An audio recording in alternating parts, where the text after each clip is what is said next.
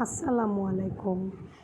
আজকের আয়োজন দুপুরের আয়োজন এটা। আজকের আয়োজনে ছিল কাকিলা মাছ ভুনা, মুরগি দিয়ে পেঁপে আর ডাল।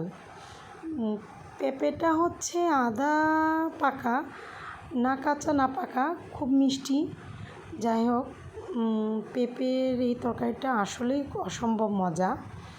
আর ডাল তো ডাল, কিন্তু এই ডালের একটা অন্যরকম বৈশিষ্ট্য হচ্ছে, আমার মা যখন ডালটা রান্না করে তখন শুকনো মরিচ দিয়ে ফোড়ন দেয়, মানে বাগার দেওয়ার সময় একটু শুকনো মরিচটা তেলে টেলে নেয়, তো এটার ঘ্রাণটা অন্যরকম।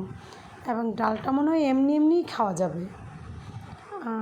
সবশেষে কাকিলা মাছ, হ্যাঁ কাকিলা মাছ অনেকেরই অপছন্দ, তারপরেও মজা বলতে এই দুপুরের মধ্যে এটা হচ্ছে একটা হেলদি খাবার, মাছের তরকারি, অল্প মশলা দিয়ে কাকিলা মাছ, উপরে ধনে পাতা, এখন তো শীতের মৌসুম চলে আসছে, উপরে ধনে পাতা যে ঘ্রাণটা, দুপুরের হালকা হালকা রোদে, না গরম না ঠান্ডা, কার্তিকের এই শেষের দিকের দুপুরের খাবার খুব বেশ মজা করেই খাওয়া যায়।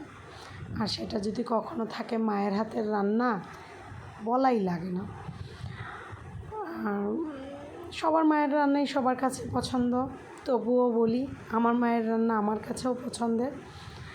তবে যারা কাঁচামরিচ দিয়ে ডাল খায়, আমি বলবো কখনো কখনো শুকনো মরিচেরটা একটু ট্রাই করে দেখবেন, এটা একটা অন্যরকম স্বাদ পাবেন। এই ছিল আজ আমাদের দুপুরের খাবার। যাই হোক, সবাই ভালো থাকবেন, দোয়া করবেন আর অনেক দিন পর্যন্ত যেন আমি আমার মায়ের হাতের খাবার খেতে পারি।